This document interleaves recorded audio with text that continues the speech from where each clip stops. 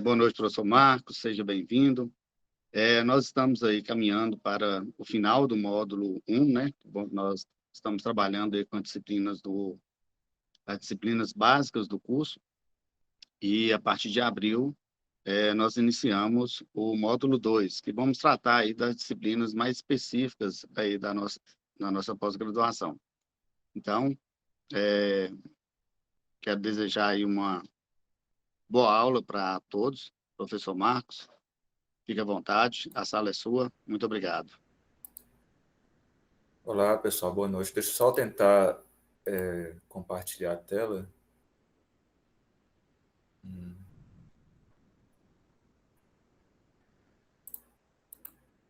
Eu achei aqui, só um momento. Boa noite, Alessandro. Bem-vindo.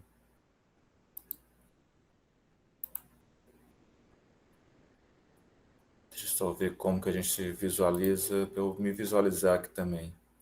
Vocês estão me vendo aí na tela cheia, né, pessoal? E ouvindo bem? Tá tudo ok, Marcos. Eu estou numa sala com ar-condicionado. Se tiver algum barulho, vocês falam que eu desligo ele. Pode ser?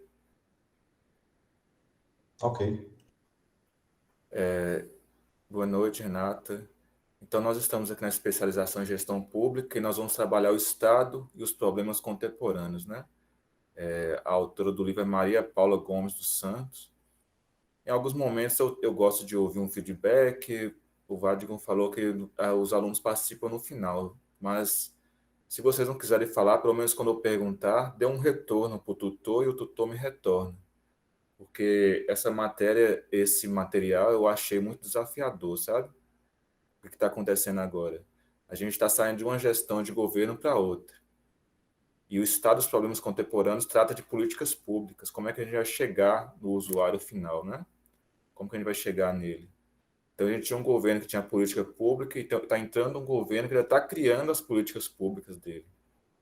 Eu preparei essa aula, acho que foi em dezembro, eu tive que revisitar alguns slides, até mesmo para adequar o programa. E a gente vai ter que ir construindo. Então, eu separei, são 4 aulas de mais ou menos 1 hora, se eu não me engano, e fica mais fácil o aprendizado, né? Então, a gente divide. As 2 primeiras aulas, elas são mais para a gente discutir os históricos, para a gente trazer os conceitos. As 2 últimas aulas, a gente já vai trazendo as políticas públicas, que é a tentativa de resolver os problemas do Estado, são as políticas públicas. Vou falar mais adiante. É interessante que ele é complicado passar o slide. Deixa eu passar direto aqui. Pronto. Quem sou eu, né? Marcos Vinícius Guedes da Mota. Eu esqueci de colocar meu contato novamente, igual a primeira aula. Então, vocês podem pegar meu contato com o tutor. Eu sou bacharel em Ciências Contábeis pela Unimons. Comecei minha carreira profissional mesmo em 2001. Quando eu entrei, em 2007, formei já como estagiário da Prefeitura de Montes Claros. 2008, Prefeitura de Montes Claros, contador. 2009, contador na Prefeitura de Januário. Por algumas questões políticas, eu tive que retroceder um pouco, né? Januário é uma cidade complicada, problemas nós temos muitos aqui. Então, eu fui me tornar técnico em contabilidade na Escola de Pedras de Maria da Cruz e contador ajudei na UAB de Januário a criar a Universidade Aberta do Brasil de Januário. Eu fui contador na Gerência Regional de Saúde de Januário e professor de curso técnico em contabilidade, tanto é que a minha metodologia ela é mais voltada para o curso técnico, mas a gente vai adaptando, né, que é mais dialógico, são alunos assim mais de periferia, são alunos com mais idade, não são jovens. Então, eu fui professor de curso técnico na Escola Dom Luciano, contador no escritório de contabilidade, depois decidi ir para o IDENE, porque minha área sempre foi mais contabilidade com social. Depois do IDENE, eu decidi ir para o Instituto Federal como técnico em contabilidade em Arinos, fui professor de ETEC e Pronatec em 2013, especialista em gestão pública municipal e contador do campus Pirapora, quando eu passei no segundo concurso meu, eu fiz 2 concursos, passei nos 2. Em Pirapora, eu fui mais coordenador de execução orçamentária e financeira, eu era coordenação. Trabalhei com o sindicato, acho que os colegas lembram de mim na greve de 2015, até 2016, era um biênio na época. Hoje eu sou contador do campus Montes Claros, eu fiz o meu mestrado profissional em Educação Profissional e Tecnológica, com parte dele em Portugal, o Erasmus de Portugal, em 2019. E atualmente trabalho mesmo com contabilidade e fiscalização de terceirizados. Eu acho que os tutores já falaram para vocês das aulas, né? Então, hoje são 14, começa a aula agora, dia 21 tem um feriado. Eu acho que essa parte eu vou deixar com os tutores, vou passar para frente. Bom, isso aqui é um tanto quanto importante, né? Sempre eu vou avisar quando a gente tiver em um slide que é mais importante, para a questão da avaliação online, né? Tem a avaliação aplicada, onde nós vamos trabalhar neoliberalismo. Então, a segunda aula vai ser muito importante para você fazer essa A, entendeu? Você pega a segunda aula e o vídeo que eu vou colocar é um documentário muito rápido. Eu não coloquei nada de difícil, não acho que nota vai falar quem você é, aluno, ainda mais você que é adulto. Ainda mais você que é adulto, desculpa, deu alguma interferência. Então, eu só vou também saber quem você é, se está participando nos fóruns. Cada fórum é 5 pontos. Como você vai participar do fórum? Isso é fácil, você vai responder o que eu perguntar e participar dos outros colegas, entendeu? Então, se você só responder, vai ser muito dificilmente você vai ganhar esses 5 pontos. Aí você responde 1, 2, 3, 4, você vai lendo o que os colegas vão falando, na postagem deles e responde. Tem que ter interação. É altamente, eu indico muito fazer a primeira avaliação online, ela vai estar muito voltada para a apostila, a segunda também, mas tem algumas coisas do slide. Então, não tem como você fazer esse curso, mesmo que no nosso material ele esteja um pouco defasado, mas sem ler o material, entendeu? Tá certo? Vocês estão ouvindo ou não? Fala aí, só um sim ou não, doutor. Sim. Beleza. Então, o ideal já seria que tivesse lido hoje, mas ele é um pouco longo, aí você pega o feriado do carnaval, o final de semana, e o ideal é ler o material antes. Eu não sei se os professores falaram, pessoal, o que é uma pós-graduação. É bom a gente delimitar o que a gente está fazendo aqui, né? O bom e o ruim de ser uma pós. Praticamente, a gente discutiu isso muito no meu mestrado. A graduação hoje é quase que um curso técnico. Ele é mais operacional, como se diz. E a pós-graduação que vocês estão fazendo é uma continuação da graduação suas. Eu nem sei em que vocês são graduados, eu tinha que ter conhecido vocês primeiro, mas depois eu vou ver na sala, acho que lá tem um espaço para vocês falarem quem vocês são, onde trabalham, em que é formado, porque eu vou dar uma atenção especial, vai ser igual, mas eu vou dar uma observada, que essa pessoa trabalha com isso, trabalha com aquilo, tentar dar exemplos da realidade nossa, né? Então, o mestre é uma pessoa que ele é mais crítico, eu sou um crítico, é chamado de intelectual diplomado. E o doutor e o pós-doutor, que são que criam algumas coisas. O pós-doutor mesmo é PhD, né? Filósofo doctor, é um filósofo da área dele. Então, o que vocês estão fazendo aqui é técnico, vocês não vão precisar pensar muito.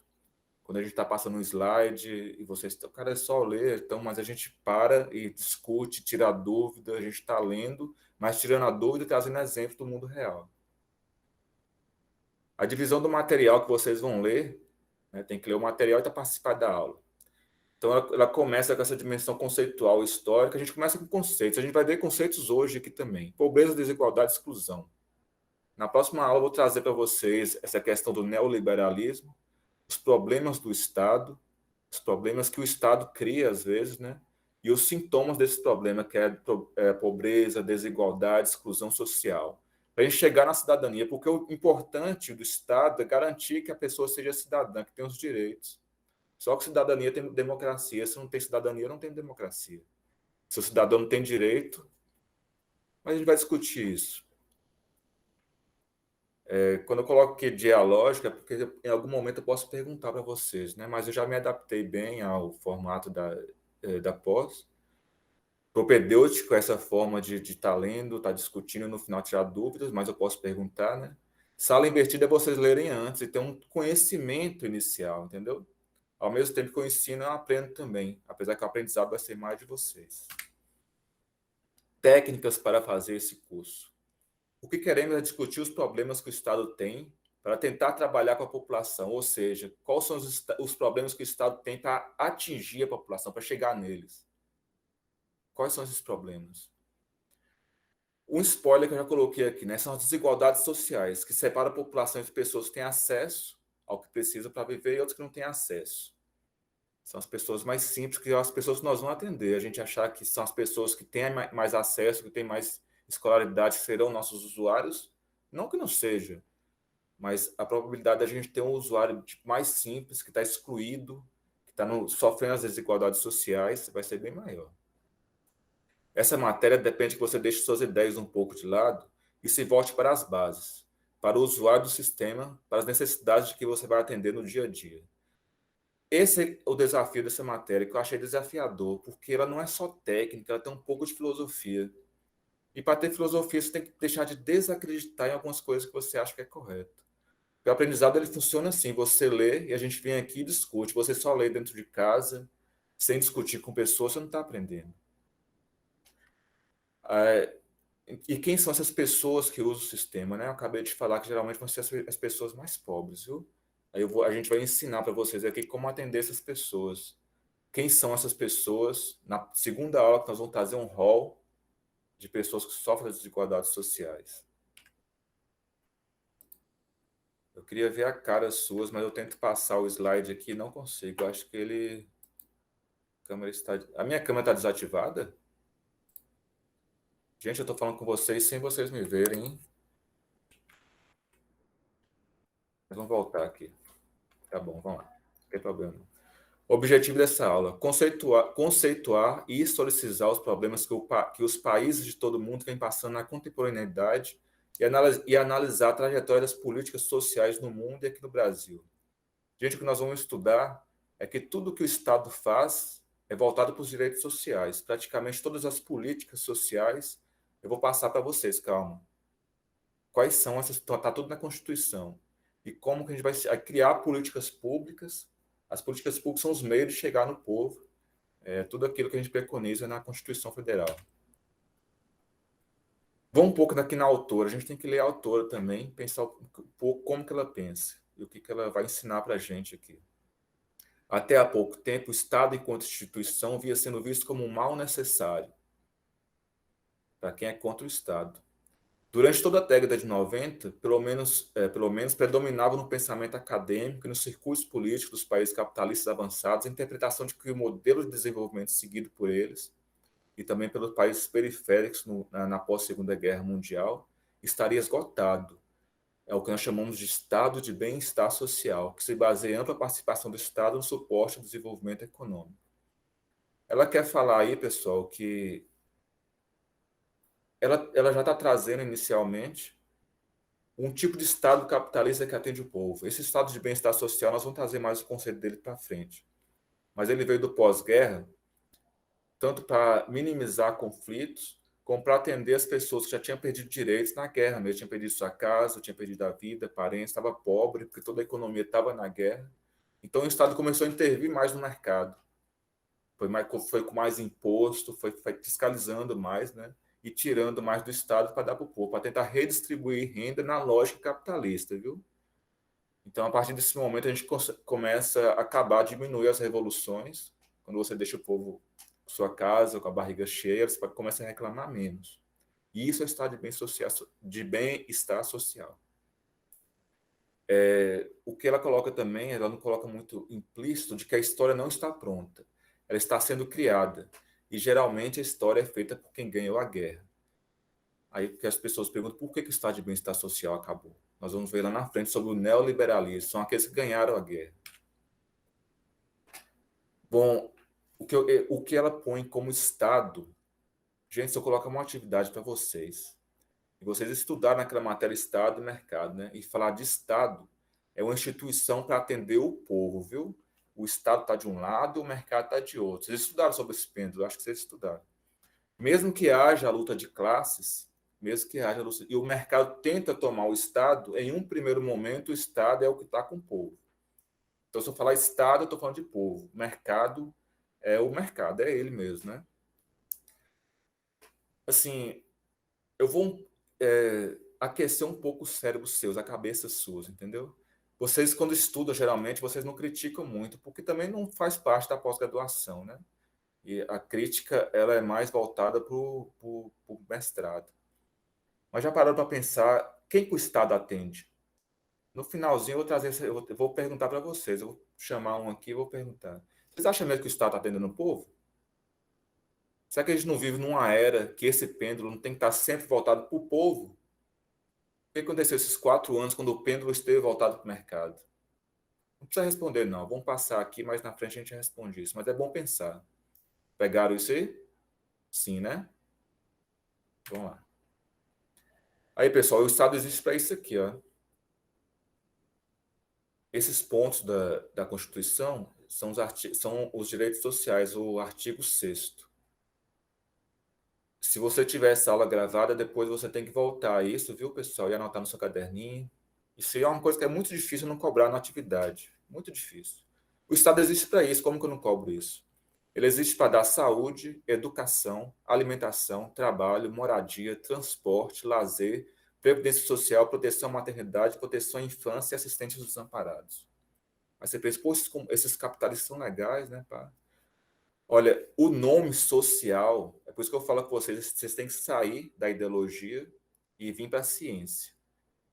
Os direitos sociais são os direitos socialistas, viu? Advindo da luta social do povo. Teve guerras, teve mortes, são aquelas revoluções que tiveram entre os anos 30, entre os anos 40, se eu não me engano, os anos 70. A nossa Constituição, pessoal, é uma Constituição social-democrata. É um capitalismo que aceita os direitos socialistas. Para garantir que as pessoas não passam fome, não reclamem, não façam guerra, não façam revoluções. Vamos lá. Preâmbulo. Nós representamos o que é o Estado? Reunidos em Assembleia Nacional Constituinte, viemos instituir o Estado Democrático. O Estado Democrático é aquele que dá esses direitos. Se a pessoa tem esses direitos, o Estado é democrático, ele é um cidadão. Ele tem acesso a tudo isso, é cidadão. Pronto. O Estado Democrático. Se não tem acesso a isso, a democracia nossa não está muito legal. Destinado a assegurar o exercício dos direitos sociais, individuais, a liberdade, segurança, o bem-estar, desenvolvimento, a igualdade, a justiça como valores supremos de uma sociedade fraterna, pluralista e sem preconceitos. Nós vamos ver na segunda aula sobre esse preconceito aí. Fundado na harmonia social e comprometida na ordem interna e internacional, com a solução pacífica das controvérsias. Se é bem-estar social, se as pessoas estão tendo as coisas, então a solução é pacífica. É ilegal não ser pacífico. É legal sentar na Assembleia Legislativa, igual aconteceu dia 8, e quebrar tudo, porque as pessoas estão presas. Promulgamos sobre a proteção de Deus. O Brasil é um Estado laico, mas que aceita por questão de história, né? Nós somos cristãos, a maioria do povo é cristão. A formação do Brasil pós-Europa, né, foi cristã. A seguinte Constituição. Isso daí quem for fazer especialização na área de direito vai ver que a lógica da Constituição é liberal, do positivismo. O Estado existe para prestar esse serviço público, né? Mas essa ordem que eu falo, tipo assim, Depois nós temos preâmbulo, nós temos artigo, nós temos a linha. É uma forma de organizar. Ordem é organizar. O positivismo que trouxe isso para o liberalismo, é uma ciência. Tudo tem que ter uma organização certinha. O que eu fico preocupado é o tipo da coisa. Será que tudo no mundo tem que ser organizado certinho? Então toda cidade tem que ter uma praça. Vão lá no Zé Yanomami construir uma praça lá. É isso? É certo? Vamos ver mais na frente. Calma aí. Estão muito assim. A nossa Constituição ela foi feita dessa forma porque ela aceita a Declaração Universal dos Direitos Humanos. Eu não vou ler todo porque acho que o tempo está passando rápido, mas está escrito aí, ó, não discriminar, direito à vida. Tudo isso está lá dentro da Constituição, perceberam? Liberdade de promover, a liberdade de ir, casamento. Depois vocês podem voltar. Até que essa Declaração do Universal dos Direitos Humanos eu não vou cobrar em atividade, não. Vocês leem mesmo por questão de ter mais um conhecimento.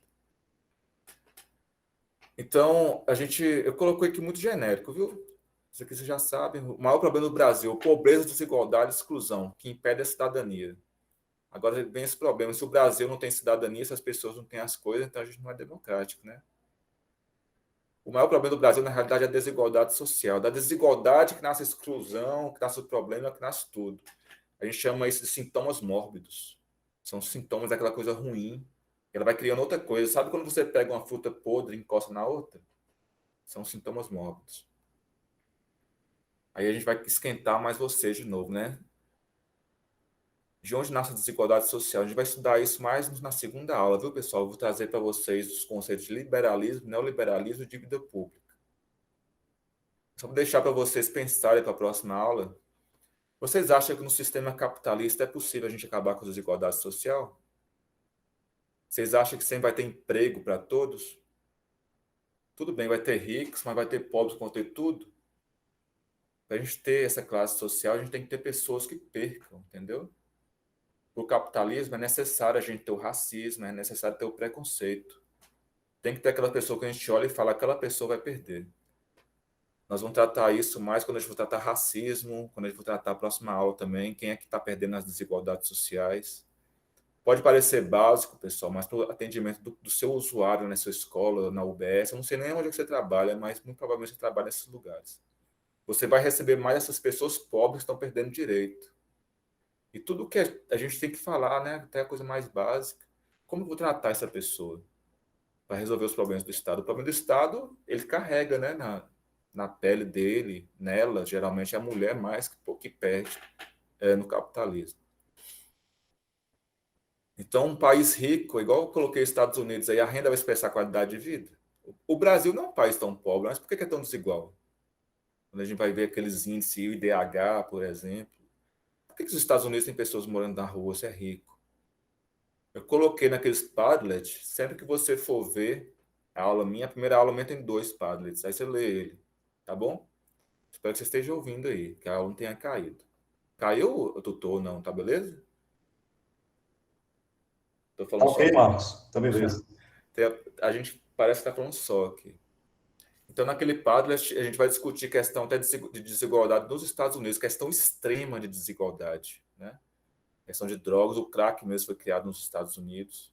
Por que essas pessoas usam isso? A gente tem as Américas todas têm um problema na colonialidade. O problema é esse aqui, ó. Sempre falado para a gente que o Brasil é um nome tupi, né? Mas toda a cultura nossa vem da Europa. Agora você pensa bem, em 1500, antes dos europeus virem para cá, o Brasil já tinha 20 milhões de indígenas. Portugal hoje tem 20 milhões de pessoas. A gente já tinha uma cultura. Eu morei em Portugal e esse é um dos maiores erros do brasileiro. É um erro crasso. Ele ir para o Brasil achar que só porque a gente fala português, a cultura é igual. Mas não é. Eu morei em Portugal, falei, gente, a gente só fala a mesma língua. E nem é a mesma língua, é um português brasileiro do Brasil, deles, estou aí. Então, esse choque de cultura afeta a gente até hoje. E outro choque de cultura, da escravidão, a violência. Tem pessoas que foram criadas na violência. O bisavô dele foi criado, ele foi criando o avô, o pai, na pancada, na violência, né? A escravidão, ela foi algo assim que é imensurável. As perdas das desigualdades sociais que a gente tem hoje por causa da escravidão. Então, Brasil, não sei se vocês estão conseguindo ver aqui em cima, é escrito IG Brasil. É a árvore da vida. Isso aqui é da cultura celta. Os celtas é um povo do interior da Alemanha. Eles dominaram a Península Ibérica com a época e eles foram dominados pelos romanos que criou a língua portuguesa. Então essas pessoas aí viraram os indígenas de lá. Hoje acabaram todos. No norte da Espanha está aparecendo alguns estão voltando a viver igual os indígenas deles antigamente. IG Brasil. Para você ver, né, pessoal? A gente já tinha o nosso país, a gente já tinha os pataxós, tinha Chacriabás, o Brasil já tinha um nome. Aí vai forçando. América. América é o nome de algum deus da Europa. As Américas já existiam. Então, quando você força, você já começa a ter tensões, entendeu? Aí já começam os problemas de conflito. Aí já vai nascer desigualdade social de conflito. A bandeira brasileira. Única bandeira positivista do planeta. Naquele concurso teve lá um grupo de pessoas falou que era a mais feia do mundo. Por causa das cores, que não tem, parece que um equilíbrio. E o nome Ordem e Progresso que ninguém entende, nem a gente entende. Que Ordem e Progresso vai ser essa? Você já parou para pensar isso? No final, vou perguntar para vocês. Um de vocês responde para o tutor. Eu coloquei no Padlet que alguns professores tentam dar um novo significado para a bandeira, né? que o verde são as matas, o amarelo o ouro e o azul o céu, mas não é, viu, pessoal? O verde é a casa de Bragança, o amarelo é a casa de... Eu tive até nessa casa de Hamburgo, hoje em dia parece que é um museu lá. Aí o pessoal ri, os guias, Marcos, o pessoal nem sabe quem é, na Áustria, nem sabe onde é que é o Brasil. Esses hambúrguer existem até hoje, eles ficam rindo, faz piada. Então, essa ressignificação da bandeira, vocês como professor vão discutir quando estiver no mestrado. Hoje nós não vamos discutir isso, não. Eu indico muito, pessoal, vocês fazerem esse mestrado de Educação da Unimontes, o Prof.EPT do Instituto Federal, mestrado profissional de Educação Profissional e Tecnológica, é lá que vocês discutem essas coisas. A gente tem que delimitar aqui, pessoal, que Brasil é isso que a gente vai querer, que ordem e progresso é essa? Problema do Estado, vamos criar um Brasil. Como? O que queremos no Brasil é um Estado diferente daqueles que já tivemos em outros tempos, que se caracterizou muitas vezes pelo autoritarismo, pela ineficácia, pela corrupção, né? Nesse sentido, o que se coloca aos brasileiros, certamente há muitos outros povos, é a construção de um Estado. Um Estado como? Como vai ser? Que ordem e progresso vai ser essa? Que novo Estado é esse? Sabe, eu já vou até dar outro spoiler aqui. O capitalismo é tão complicado que a primeira coisa para a gente mudar o Estado é o povo querer mudar, né? A gente já está vendo que a gente vive numa era que o povo está alienado. Eles acham que é tomar o Estado, vão fazer um Brasil, é entrar nos órgãos públicos e quebrar bem público. Tanto na direita quanto na esquerda já participei de manifestação que as pessoas entravam. Gente, isso... A gente vai tomar o Estado e vai pegar ele quebrado. Como é que vai ser esse negócio? Então as pessoas não têm nem conhecimento, eles nem sabem como fazer. Na filosofia ensina. Se você estudar sobre comunismo, socialismo, né? Isso aí vocês vão estudar no mestrado em desenvolvimento social da Unimontes, lá eles discutem muito isso, a gente não vai estudar isso. A gente não vai resolver os problemas do Estado. O que nós vamos aprender nessa matéria aqui é como atender essas pessoas nas desigualdades delas. As desigualdades vão continuar depois dessa aula, no final do curso. A aula minha já está acabando, eu vou adiantar aqui. No Brasil, em sua condição de país periférico ou emergente, a redução da redução, tá vendo? Eles nem falam de acabar a pobreza, da desigualdade social é crucial para o aprofundamento da democracia e para a realização da nossa coesão social. E temos feito esforços, sem dúvida, e temos conseguido alguns êxitos em busca desses objetivos. Retrocedemos um pouco. A classe social, né? Eu coloquei aí para vocês que o Estado existe para atender ao povo. Existem apenas duas classes sociais. Eu não sei se eu já... Sim, eu coloquei em 2 slides isso. 2 classes sociais, os pobres, que são os trabalhadores, eu e você, eu vou falar para vocês o conceito de pobreza agora. E os mais ricos, que são os donos do meio de produção. Entre os pobres, aquele que o Estado ficou com o maior encargo de atender por conta dos direitos sociais, dividiu-se em classe média, pobre e extrema pobreza, né? O nosso livro fala em pobre e indigente. Gente, a classe média está com os pobres, viu? A pobreza, desigualdade e exclusão social têm se constituído como objetivo de preocupação, principalmente a agência de fomento, a ONU e o Banco Mundial, conforme a autora. Então, pessoal, as desigualdades, o nosso problema é esse aí, ó, pobreza, desigualdade e exclusão social. Na década de 70, a tendência geral era considerarmos esses problemas como dependentes do crescimento econômico. Ou seja, se a gente desse emprego para o povo ia deixar de ser pobre, ia deixar de ter desigualdade e ter exclusão. Não aconteceu isso.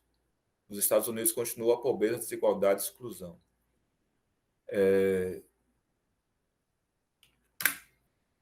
O mesmo tem se dado recentemente no Brasil. A gente dá emprego para o povo, onde a persistência dessas mazelas ao longo do tempo, bem como crescimento e outras associadas a ela, criminalidade, violência, explica em boa parte a ênfase que é dada ao assunto atualmente pelas elites. As elites querem resolver o problema, que está querendo falar aí. Por exemplo, imagina São Paulo, pessoal, aquele pessoal morando na rua. Eles querem que tire o pessoal da rua, né? Vão acabar a criminalidade, vão tirar esse povo. Sabia que aqueles moradores de rua de São Paulo, vocês não sei se vocês conhecem, eu conheço São Paulo muito bem. Eu estive na Praça Princesa Isabel, tentei tirar foto lá mas era muita gente. Acho que moravam 5 mil pessoas lá. 70% daquele povo tem emprego, o pessoal sabia disso? Nem todo mundo é usuário de drogas. Eu sei que tem muito, é Cracolândia, né? Mas nem todo morador de rua é usuário de drogas. Aí o morador de rua tem um filho que vai ser seu aluno. As pessoas têm odor, as pessoas não vestem roupa muito bem, então ele vai ser seu aluno, vai ser chegar lá uma pessoa sujinha, maltrapilha, como vai ser isso? Vale assinalar desde já que qualquer definição que viemos a adotar aqui, a autora fala isso aí, ó, que a história está sendo feita. O livro é de 2010 ou 2014, mudou muita coisa. Ou qualquer outro autor utiliza, será sempre provisória e incompleta, porque a história não está completa. Mas mesmo correndo o risco de simplificação extrema, entendemos que vale a pena tentarmos demarcar o significado dos termos centrais. Então, nós vamos trabalhar hoje significados, hoje e amanhã, na próxima aula, os conceitos. Gente, no primeiro momento, nós vamos tratar as desigualdades sociais como a distância social. É uns muito pobres e outros muito ricos. Spoiler, nós somos os pobres. Acho que nessa sala que não tem nenhum rico. Esses sintomas mórbicos é isso aí, que o mundo precisa mudar, mas não consegue, né? Porque existe essa luta de classes, gente, é como se fosse... Sabe aqueles alunos que a gente dá uma corda e cada um fica puxando de um lado? A corda é o Estado, todo mundo quer o Estado. Aí fica o pobre e o rico puxando. Só que essa luta tinha que acabar, né? Aí, nesse momento, a gente se mata, a gente invade terra dos Yanomamis e mata eles lá, faz essa coisa toda. São os sintomas mórbidos. Quais são os sintomas mórbidos? Alto nível de desemprego, desnutrição, doenças, violência, miséria, marginalização, mortalidade, etc. Desigualdade social é isso aí. Ó. Enquanto tem muitos milionários, essa mulher não consegue comprar o medicamento dela. Tirado isso do site Oxfam Brasil, do site Oxfam Brasil. Enquanto pessoas comuns têm condição de comprar seus remédios, enquanto metade da riqueza gerada... Na última década, os super ricos concentram metade da riqueza gerada, enquanto a maior parte não tem onde comprar medicamento. Essa imagem sempre é usada no curso nosso. Eu fiz esse curso e já tinha essa imagem. Eu fiz ele em 2010, era gestão municipal. Hoje é administração pública, né? Especialização em administração pública. É a foto que mais retrata a desigualdade. Enquanto um está vivendo muito bem na piscina, o outro está... A realidade sua da escola suas aí, pessoal. Ó. O menino falando, minha escola adotou na pandemia, né? O tablet, a tecnologia. O outro menino falando, minha escola até hoje não adotou nem a merenda. Desigualdade social, isso, vocês das escolas. Vocês acham que eu estou sem poder ler aqui na caixa de texto suas, mas vocês acham, pessoal, que foi igual na pandemia as escolas públicas e particulares? Eu vi a escola particular estava tendo aula online e eu acompanhei a escola pública que só mandava o PDF. O aluno não entendia nada. Parece que fizeram mais para manter a cultura do aluno na escola, né? Mas algumas escolas particulares, a maior parte delas... Eu falo isso que eu sou de Januário, viu, gente? Eu estou morando em Januário hoje. O IDH está todo bagunçado. A última vez que a gente fez um trabalho sobre o IDH, o pior IDH de Minas era de Januário e Cônego Marinho. Então, eu posso falar com toda propriedade. Eu vi escola dando aula online, igual a gente está aqui agora, e outras escolas não davam PDF e o aluno não entendia nada. Essas são desigualdades sociais, são sintomas, né? Quem são os pobres e quem são os indigentes? Fala, alguém abre o áudio aí. O que você acha que de que lado está o pobre e que lado está o indigente nessa figura? Vocês estão vendo a figura aí? Fala aí sim ou não? Tá vendo? Sim. Sim, professor. Quem é o pobre e quem é o indigente? Da esquerda é o quê? O pobre. Da direita? Indigente. Pessoal, a questão da linha da pobreza é o seguinte: todos nós somos pobres, viu? Quando a gente tem o dinheiro suficiente para comprar as nossas coisas, mas não passa disso, eu conheço cada um de vocês. Eu mesmo trabalho no Instituto Federal, comprei o carro, estou devendo ele. Tive que fazer financiamento, que eu não tenho dinheiro suficiente para mais do que minhas necessidades. Alimentação, vestuário, habitação, educação. Quem de vocês não tem empréstimo? Você acha que é fácil viver sem empréstimo? Quem tem família hoje? Não tem um cartão de crédito? O rico compra à vista. Cartão de crédito é coisa de pobre. Pode ser que eles usem cartão de crédito, aqueles VIP, de ter área VIP, na hora de viajar, alguma coisa assim. Se você está abaixo, se você não consegue comprar seu alimento, você está hoje aqui, não vou comer. Aí você é indigente. Abaixo dos custos dessa necessidade é considerado abaixo da linha da pobreza. Ele colocou aqui abaixo dos custos, mas na realidade o pobre é isso daqui, ó, valor de renda individual ou familiar que garanta a satisfação de necessidades básicas. A gente só consegue chegar a isso, não passa disso. Alimentação, vestuário, habitação, educação. Alguns nem casa não tem, aluga. Na dificuldade, aluga casa. Quem é menor que esse, que não tem casa, que não tem comida, é o indigente. Mesmo a linha da pobreza absoluta estaria atravessado por critérios relativos. Então, aqui, ó, pessoal, agora esse é o conceito de pobreza dentro da desigualdade, né? Olha, pobreza em relação à desigualdade. Pobreza é uma questão da pessoa, viu? A pobreza afeta uma pessoa, é coisa individual. Eu sou pobre. A desigualdade é característica de uma população. O Brasil é um país desigual. Eu sei que tem desigualdade em Portugal, eu sei que tem desigualdade em todo lugar do mundo, né? Mas não tanto quanto a nossa. O Brasil tem características de ser um dos países com mais igualdade do planeta Terra. Nós somos a cara da desigualdade, afeta tudo. Então, às vezes, a pessoa nem é pobre, mas ela é assaltada porque a pessoa está com fome, usou crack. Então, afeta até as outras pessoas, não tem nada a ver com isso. Afeta o conjunto da população. A pobreza é a condição de indivíduos ou grupos privados do seu meio mais adequado de subsistência. Quando fala grupo, é porque geralmente os pobres se aglomeram em favelas ou no centro de São Paulo, mas geralmente é uma questão a pessoa é pobre, a desigualdade é que é ampla. A desigualdade é uma propriedade da distribuição de riqueza em uma dada população ou sociedade. É a cara do país, né? Então, a maior característica da pobreza é a falta de dinheiro, insuficiência de renda. Pobreza absoluta é não ter condições de subsistência. Aí a autora fala que redistribuir renda é necessário. Como é que a gente faz isso, gente? Como a aula está acabando, eu vou falar aqui, ó, Bolsa Família, redistribuição de renda, educação. Nós somos funcionários públicos, o governo pega o dinheiro e repassa para a gente. Entendeu? Órgão público, serviço público. Quando você faz Minha Casa Minha Vida, essas obras muito grandes, ela redistribui renda. Contrata pessoa, contrata pedreiro, contrata engenheiro. Aí que a sociedade móvel, que vem o consumo. Mas é igual eu falei, não é o dinheiro que vai garantir que não vai ter desigualdade social aos Estados Unidos, né? A China é desigual, gente. Eu coloquei aqui o conceito de pobreza absoluta da autora. Eu coloquei porque isso aqui é uma coisa que pode cair na atividade online, viu? Então, esses conceitos você pega bem. Situação na qual a renda do indivíduo ou família está abaixo do valor considerado mínimo para a satisfação da necessidade essencial, bem abaixo, que ela não consegue nem comer, pobreza absoluta. Alimentação, habitação, etc. Esse valor, como indica o texto, é estimado a partir do custo monetário de obtenção desses bens e serviços. Então, a pobreza absoluta está muito próxima com a questão de ser indigente, né, pessoal? São só conceitos, a pessoa indigente já está na pobreza absoluta. Vocês acham que o Brasil é pobre ou é desigual? Alguém quer falar aí? Vocês já estudaram isso em algum momento, né? É pobre ou desigual? Fala. Desigual. Ele é um país rico, né?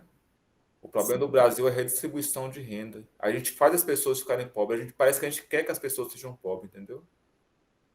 E esse pobre vai ser o usuário do sistema que vai ser atendido por você. Como afirma Rocha, esses conceitos são adequados para a economia amplamente baseadas em trocas monetárias, nas quais o atendimento às diversas necessidades é garantido através do dinheiro. Contudo, pode ser um parâmetro problemático, já que em alguns contextos socioeconômicos as trocas ou obtenções de bem-estar não se dão apenas por dinheiro. Ela quer falar aí que em alguns lugares as pessoas podem ser pobres, mas podem ter outras formas de subsistência, na roça, na caça. Então a questão de pobreza é muito relativa. A gente está estudando a questão nossa, a situação nossa, né? Agora que já está acabando, pessoal, o pessoal já tá se coçando aí. Eu só vou deixar o conceito inicial de exclusão, porque a gente vai continuar na próxima aula, viu? A exclusão também é uma coisa que afeta um grupo. Vou deixar isso na cabecinha de vocês vão pensando. Aí, por exemplo, são pessoas pobres, são pessoas negras. A exclusão, imagina as pessoas que estão lá o morador de rua de São Paulo. Gente, hoje existe ciência até no YouTube, no Instagram. Então, depois vocês entram no Instagram, que mais seguir o nome dele é Padre Júlio Lancelotti. Ali vai ter os exemplos de exclusão, viu? Existe ciência também nessas outras formas de mídias sociais. O Instagram tem muita coisa boa. O Padre Júlio Lancelotti vai trazendo essas discussões. Quem é excluído? Aquelas pessoas que estão na rua. Morador de rua. Os Yanomami estavam excluídos, agora estão tentando trazer eles à realidade de uma democracia, né? Dar o direito para eles. para alguns economistas, a desigualdade seria tolerável. Você vê que eles nem querem que acabe a desigualdade. Isso é o capitalismo, viu? Se houvesse boas perspectivas de mobilidade social, o que depende, por sua vez, da ocorrência de altas taxas de crescimento do PIB. O Brasil não está crescendo nem 3%. A gente é desigual. Seria de 5% para cima durante algum tempo. Estima-se, por outro lado, que a implementação de políticas de redistribuição de renda seria um meio mais efetivo de diminuir os pobres, né? Ou de dar comida para a gente. Aí dava para aceitar 3%. Se tivesse mais concursos públicos, mais acesso à Bolsa Família. A gente vê que os concursos tá bem acabado, né, pessoal? O Instituto Federal mesmo tem que crescer mais. E o governo parece que não quer redistribuir renda. Vamos ver daqui para frente. Então, alguém quer responder?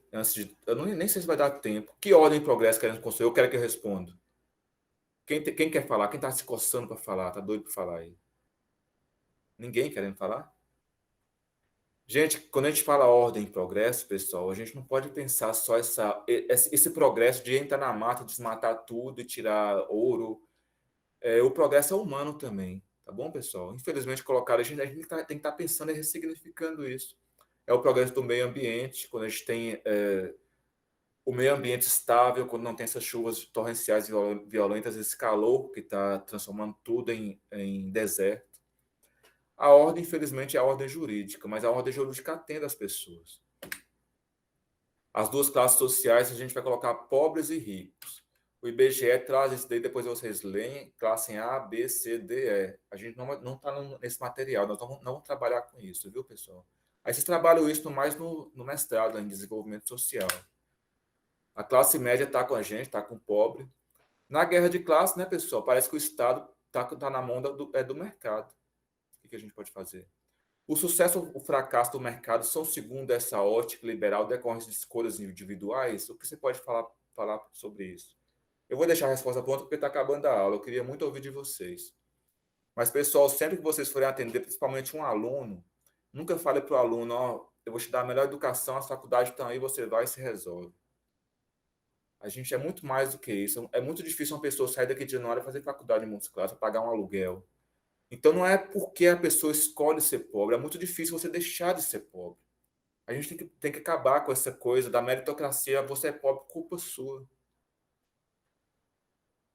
Então, eu não vou deixar muita informação, mas o que a gente vai tentar trabalhar aqui é como atender essas pessoas. Como é que eu vou me portar quando chegar essa pessoa? A gente é tão criado a ser até...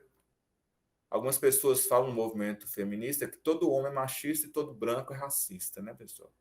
Então, nessas aulas, a gente vai tentar quebrar isso a partir da segunda aula, nas músicas que está no Padlet, vocês respondendo os fóruns e respondendo para a minha atividade online. Agora, pessoal, eu encerrei. Se tiver dúvida, praticamente a aula acabou, né? Será que é possível responder as dúvidas suas em 10 minutos? Quem quiser falar, quem quiser voltar àquela questão da ordem e progresso, quer desabafar, quer abrir seu coração, pode falar.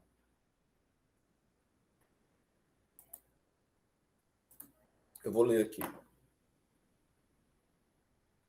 Vocês colocaram muita coisa interessante, né, pessoal? E o lema antigo do governo, país rico é país sem pobreza. Ô, pessoal, eu acho o país sem pobreza, será que realmente existe? Pobreza existe em todo lugar, né? Acabar com pobreza não tem como. Eu tive em Portugal, vi muita pobreza. Gente, eu vi gente morando embaixo da ponte. Eu tive na República Tcheca, eu tive no lugar... Agora não está tendo aquela guerra da Ucrânia, tem um lugar lá perto. Da Hungria, que eles falam que é muito desenvolvido. Eu estava na praça como morador de rua. Um país rico, pessoal, é um país com menos desigualdade social. É o que a gente pode fazer. Não tem que fazer mais. Só se o povo tomar o controle e mudar do jeito que eles querem, mas não nessa baderna, né? A gente tem que ter muita ordem. Hoje eu deixei o armário aparecendo atrás, esqueci de fechar. Com um governador como o nosso, temos muito para acabar com o serviço público. Ó, eu estou te falando para vocês, a questão do Estado é uma luta de classes mesmo, viu? Então a gente vê que no estado de Minas Gerais o Estado tomou o Estado, o mercado tomou o Estado. Privatizar tudo. A gente vai estudar em redes públicas de cooperação federada que o Zema mesmo tem uma ideia de privatizar muita coisa, privatizar a merenda. Vai ser mais fácil para quem é gestor, né? Mas será que o Estado tem que ser tratado como um comércio, como mercado? Não há uma mobilidade social entre as classes. Elas nem se comunicam, né? Um quer matar o outro. O que mais tem? Que lembrando que quando falamos de mercado, nós estamos falando de mercado produtivo. Mercado de serviço é simplesmente mercado. Praticamente o Brasil está na mão do mercado financeiro, né? A gente vai tratar sobre dívida pública na aula 2. Eu não vou falar agora, porque é na aula 2, na próxima aula, mãe. Depois do carnaval. Um país com política pública que funciona para todos seria um bom começo. Que funcione para todos.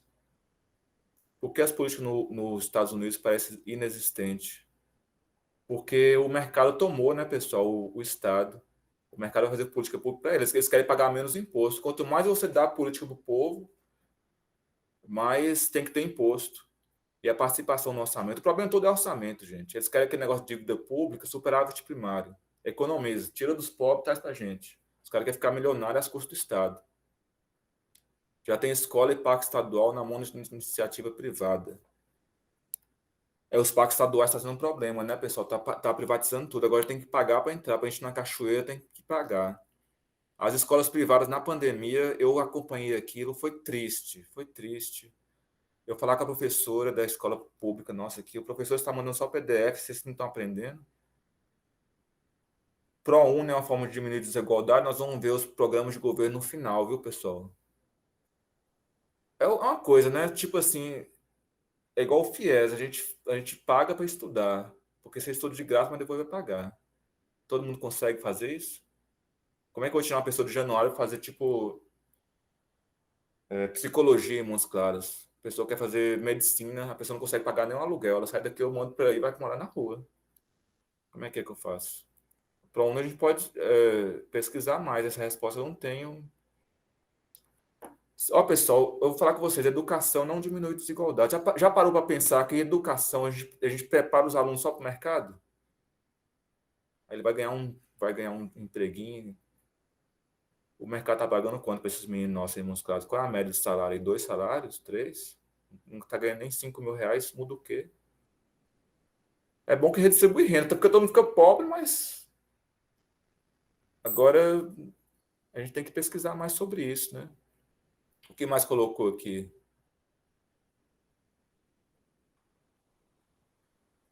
A desigualdade brasileira é uma das mais brutais do mundo. Pobres são renegados em condição subhumana. Eu vou pesquisar essa mais. Viu, Claudilene? Eu vou pesquisar mais sobre o ProUni, porque nesse momento eu acho que não. A educação não diminui tanto desigualdade assim, não. Mas talvez. A gente vê que as cotas ajudou muito, né, pessoal? Hoje você chega nas faculdades, a gente vê a cor da pele, né? O órgão público. Mas eu vou muito em Brasília, os órgãos públicos lá todo mundo é branquinho, né? Será? Mas as cotas têm que continuar. A gente tem que avançar mais. Por que as pessoas negras não estão entrando nas polícias federais, na rodoviária federal, nos órgãos que eu vou lá em Brasília, eu não vejo essas pessoas lá. Eu acho que o acesso ainda está difícil. A mulher pobre, negra, ela ainda está relegada à pobreza.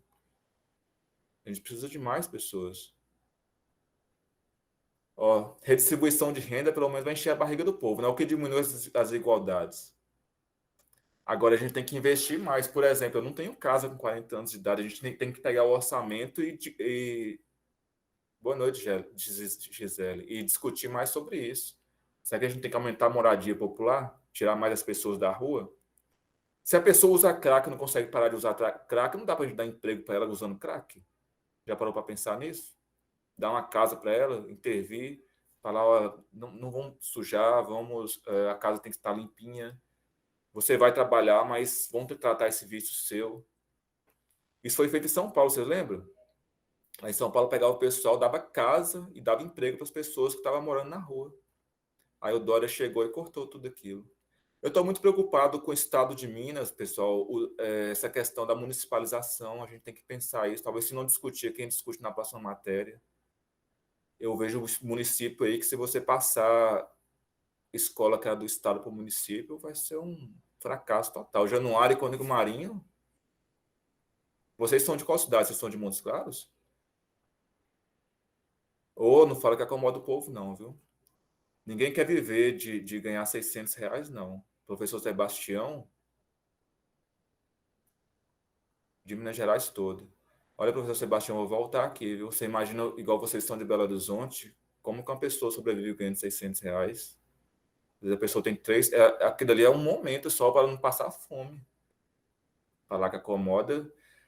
Olha, as políticas públicas é o seguinte, eu vou te explicar. Você viu isso em matéria de políticas públicas. Ela afeta algumas pessoas, de 100 pessoas, 90 vão precisar desse dinheiro, e 10 não. Mas pelo menos você já está ajudando os 90.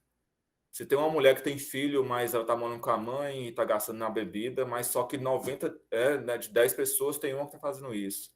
Mas 9 está comendo, 9 ia passar fome.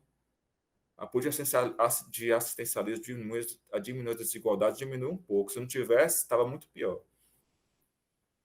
Hoje, desculpa. Se não tivesse os empregos públicos, igual a gente tem, se não tivesse redistribuição de renda, estava muito pior. Isso a gente é inegável. Infelizmente, nosso governo pensa que não. Juliana, eu tenho pena de quem é Feliz dos Santos ainda é rico. É mais para perto de Belo Horizonte? Quem é de Januária, se você passar essa escola para o município, meu amigo, desiste do emprego. E a folha vai para onde? Quem vai pagar? Fruta do leite. O pior, gente, é você atravessar o Rio São Francisco, viu? De Januária para cima. São 2 estados de Minas Gerais. As Minas, vocês ainda estão nas Minas. Aqui são as Gerais. É Montes Claros, Januária. Como que a gente fala? Aqui é o sertão, né? Vocês não são do sertão, não. A partir de Montes Claros começa o sertanejo, é o povo bruto. O povo pobre, que vai sofrer muito com isso. A Urucuia conheço. É irmão nosso, né, Jonas? É perto de Januário. Você sabe muito bem o que vai ser essa municipalização. Espero que a Folha fique com o Estado. Porque se a Folha for para o município até para pagar os professores, eu não sei. Aí vocês têm que discutir, tem que ter rede de cooperação com o Estado. Vocês criam uma rede. Pega o Estado e junto com o sindicato. Cadê os sindicatos seus? E vai discutir. Olha, pessoal, política pública, eu fico preocupado quando vocês falam isso. Porque você tem que sair, igual o Zema, ele é uma pessoa que quer privatizar e é mais voltado para o mercado. Mas ele tem que sair perto de Diamantina, eu conheço. Ele tem que sair dessa base dele e ir para o que o povo precisa. Se você for pensar igual o governo, você numa escola, tem 10 pessoas querendo comer, uma você vê que já é mais gordinha, não vou dar para esse daí, não. Não, meu amigo. Você tem que dar a refeição para os 10, não é mais branquinho, só para os negros. Não. A política é para atender todos. Então, essa questão de redistribuição de renda, Bolsa Família. Uma pessoa das 10 vai gastar na bebida, mas só que 9 vão comer, pessoal. Aí tem que também fiscalizar, deixar você como diretor de escola, não sei se você é diretor, você tem que ter esse limite. Quanto que eu estou sendo enganado por uma pessoa que está usando a identidade para me enganar? Mas a alimentação para todos. Tem política que é para todo mundo. Se tem 10 alunos lá, os 10 têm que comer. E aí, o que mais? Essa questão da municipalização, porque ainda está sendo criado, né? O Zema não está conseguindo fazer porque ele está saindo muito do que o povo precisa. Não é da forma que ele acha que é. Então, pessoal, tem mais dúvidas? Falta 4 minutos. É difícil a gente... Mas vocês conseguiram entender a ordem e o progresso que a gente quer criar? O que a gente vai fazer nessa aula aqui é isso, pessoal. É criar, a gente tentar pensar a democracia, e democracia só com cidadania. Cidadania tem que ter os direitos do cidadão que está lá na Constituição, artigo 6º. Aqueles direitos você tem que saber. Se você for fazer uma atividade online e não tiver aquele direito, você não faz atividade online. Vai ser uma das questões da atividade. Ali é a base da nossa matéria. Juliana, pois é. Aí você tem que ver com o sindicato, viu? A municipalização está sendo até uma bagunça. A gente está sem saber. O governo não sabe. Não estou conseguindo aplicar porque nem eles estão sabendo o que é isso. Né? Claudilene, mas é igual eu estou te falando, os governos, é por isso que até na era Bolsonaro, na retirada de direitos, eles não conseguiram tirar muito. Porque às vezes o governo tem que sair. Você lembra quando ele queria dar cloroquina, o povo foi lutando por vacina, lutando, a vacina saiu? Aí falar o Brasil deu uma piorada depois do pacto da Fiesp. Eu acho que é muito mais do que isso. Um governo, às vezes, ele sai da base dele de mercado e vem para o povo, porque o povo luta, corre atrás. É o que vocês têm que fazer como sindicato aí. A Juliana Dark falou aí. Procura o sindicato. A gente vai estudar a rede de cooperação local, a gente é federado na próxima. Viu? Eu também acho que é suficiente, Odé. Vocês têm mais dúvida? 2 minutos. Quer um resumo? Viu, Waldir? Acho que já é suficiente. A gente acaba 9h10, né? Pois é, as aulas estão show, mas vocês têm que ler o material, viu? Vocês vão conseguir descobrir no material que está desatualizado com a aula. Você assiste a aula e lê o material. A ausência de tempo ausência de tempo. Talvez não consiga finalizar. Não, finalizar. Oh, e se você, Sérgio, é bom falar com o tutor, viu? Com o pessoal da equipe, que a gente pode fazer para ajudar você aí. São que horas, pessoal? Ajuda aí. Professor Marcos, são 21h08, aí fica a critério de você. Na hora que você quiser, você pode encerrar, porque não tem mais dúvida. Tá? A gente continua na próxima aula falando sobre neoliberalismo e volta a questão de exclusão social. Isso que a gente estudou, a gente volta aprofundando mais. O que vocês vão fazer é o seguinte, pessoal, já entra só na aula 2, como se diz, lá no ambiente, e foca só naquilo. Aí lá vai ter a atividade da aula, né? Aquela atividade que a gente entrega um texto é a aula, né? A atividade aplicada, professor. É a A, isso. Então você já começa amanhã, você já começa vendo o ambiente lá, tá bom? E vê os Padlets, assiste aquele vídeo. Vocês vão ter carnaval, vão ter tanto tempo. De nada, pessoal. O carnaval tá aí, fica só bebendo, vai estudar também, tá bom? Pode encerrar, eu agradeço a todos. Eu vou sair. Boa noite, ok? Professor Marcos, muito obrigado. Vou pedir só um momento da atenção de vocês, pessoal. Amanhã nós teremos uma reunião às 19h, porque o Instituto irá passar pelo recredenciamento e nós precisamos de 5 alunos para participarem dessa reunião.